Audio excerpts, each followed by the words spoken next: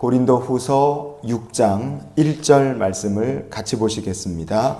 우리가 하나님과 함께 일하는 자로서 너희를 권하노니 하나님의 은혜를 헛되이 받지 말라. 아멘. 주님을 만나기 전에 사울이라는 사람은 그의 하는 삶의 모습이 결코 하나님과 함께 일하는 자의 모습이 아니었습니다. 그냥 자기 기분에 취해서 멋대로 날뛰는 사람이었죠. 그러나 부활하신 주님을 만난 다음에 바울은 정말로 살아계신 하나님과 함께 일하는 자가 됩니다. 고린도후서 6장에 4절 이후로 쭉 여러 절에 걸쳐서 사도 바울이 주의 종으로 자천하며 살았던 삶에 얼마나 고난과 어려움이 많았는지를 말씀합니다. 환난을 만나든 궁핍과 고난을 겪던 바울은 하나님의 일꾼으로 자천하에 사는 삶을 살았어요. 왜냐? 그는 하나님과 함께 일하는 자가 되었기 때문에 그렇습니다.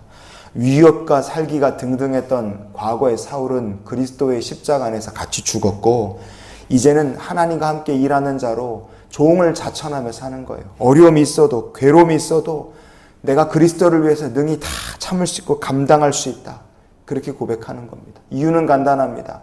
그가 하나님과 함께 일하는 자가 되었고 은혜를 값지게 받았기 때문인 줄 믿습니다. 바울이 고린도 교회 성도들에게 얘기하는 거예요. 은혜를 헛되이 받지 말아라. 뭐가 그러면 은혜를 헛되이 받는 거겠습니까? 요 헛되이 이렇게 번역이 된 헬라어 본문이 캐논이라는 말입니다. 세 가지 의미가 있어요. 하나는 비었다, 둘째는 헛되다, 셋째는 만족이 없다, 이런 의미입니다. 비었고 헛되고 그래서 공허하고 만족이 없고, 하나님과 함께 일하는 자는요, 그 심령에 무엇이 있느냐? 예수 그리스도께서 함께 하십니다. 그래서 바울이 써서 보내는 서신들을 보면 갈라디아서 6장 18절 말씀에 형제들아 우리 주 예수 그리스도의 은혜가 너희 심령에 있을지어다. 성도들의 심령에 있어야 될 것이 예수 그리스도의 은혜라고 말합니다. 예수 그리스도의 은혜로 내 심령이 꽉 찬다. 그러면 우리는 참된 것을 추구하고 만족이 있고 감사가 있는 삶을 사는 거예요. 그런데 심령이 비었어요. 주의 은혜가 없으면 어떻게 됩니까? 헛되이 받는다라는 말처럼 내 심령이 그리스도의 은혜로 꽉 차지 못하면 우리는 그때부터 심령이 비니까 두 번째로 헛되고 삶이 공허하고 그러다 보니까 감사 만족이 없는 삶을 살게 되는 겁니다. 그러면 그 삶에 나타난 뒤따라오는 결과는 죄가 틈타고 들어와서 결국 무너질 수밖에 없는 거예요. 그러나 우리 심령이 주 예수 그리스도의 은혜로 채우면 우리의 심령이 참되고 복되고 감사하고 만족 있는 삶이 되고 하나님과 함께 일하는 자로 우리의 삶이 바뀌게 될 줄 믿습니다. 2015년도 9월 29일 날 미국의 조지아주에서 켈리 르네라는 여자분의 사형이 집행이 됐어요. 여자분인데 조지아주 역사상 70년 만에 사형이 집행된 여자 죄수였습니다. 무슨 얼마나 악독한 죄를 졌길래 사형이 집행됐느냐? 당시 나이로 47살이었는데 이 여자분이 1997년도 2월 달에 남편인 더글라스라는 분을요, 조지아주가 굉장히 땅이 넓고 늪지대도 있고 거기 진짜 사람 잘못 들어가면 죽을 만한 데가 많아요. 근데 그런 외진대로 남편을 이렇게 유인을 하고요.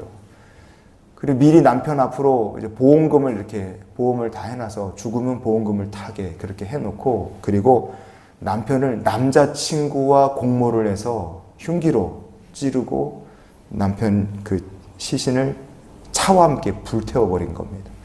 그리고 나서 이제 아주 처참한 모습으로 남편의 시신이 2주 만에 발견이 됐어요. 당연히 경찰에서 의심을 했고 조사해서 결국에 남편 살인죄로 기소가 돼서 이제 사형을 판결받은 겁니다. 그게 97년도예요. 자기가 죽인 남편과 자기 사이에 자녀가 셋이 있었는데 자녀 셋도 모두 다 어머니를 비난하고 어머니와 인간관계를 아예 끊어버릴 정도로 어린 자녀들이 그렇게 할 정도였습니다. 근데 그렇게 정말 인생 살아있는 사람인가 싶을 만큼 그렇게 악독하게 굴었던 여인이 감옥에 들어가서 1년 반쯤 지났을 때 그 감옥을 맡은 경목 목사님이 계셨는데 그 목사님께서 이분을 복음을 영접하게 전도를 하신 거예요. 감옥에서 예수님을 영접하고요. 이분이 성령을 체험하고 거듭나고 자기의 삶을 내가 남편을 죽인 극악무도한 죄인입니다. 내가 살인자입니다. 이러면 자기의 죄를 시인하고요. 이분이 변화돼서 그리스도의 사랑으로 살고 말씀을 읽기 시작하고 나중에는 감옥 안에서요. 신학사 과정을 공부해서 신학교를 졸업하고 전도사 자격까지 이분이 취득하게 됩니다. 97년도에 남편 살해하고 감옥에 들어가서 2015년에 사형 집행될 때까지 감옥에서 18년 동안 지내면서 영혼 구원하고 전도한 사람이 수도 없이 많았어요.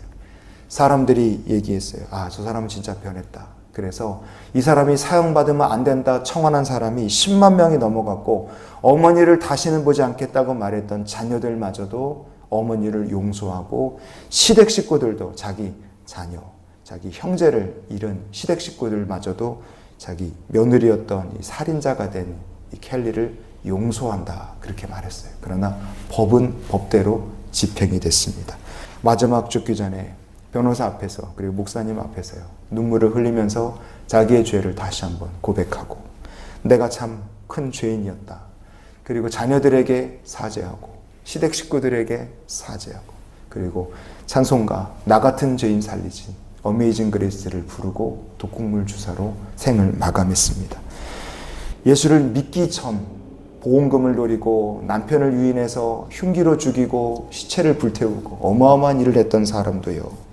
은혜를 받고 나니 하나님과 함께 일하는 자가 되고 은혜를 헛되이 받는 것이 아니라 주신 은혜를 가지고 자기의 삶을 다하여서 전도자의 삶을 살게 됐다 이거예요. 누구든지 하나님의 은혜로 예수 그리스도의 은혜로 그 심령이 가득 차게 될 때 하나님과 함께 일하는 자가 되고 영혼 구원하는 주의 통로가 되게 될 줄 믿습니다. 그래서 우리가 이런 기도로 오늘을 살았으면 좋겠어요. 하나님, 오늘도 제 삶을 주 예수의 은혜로 채워 주시옵소서.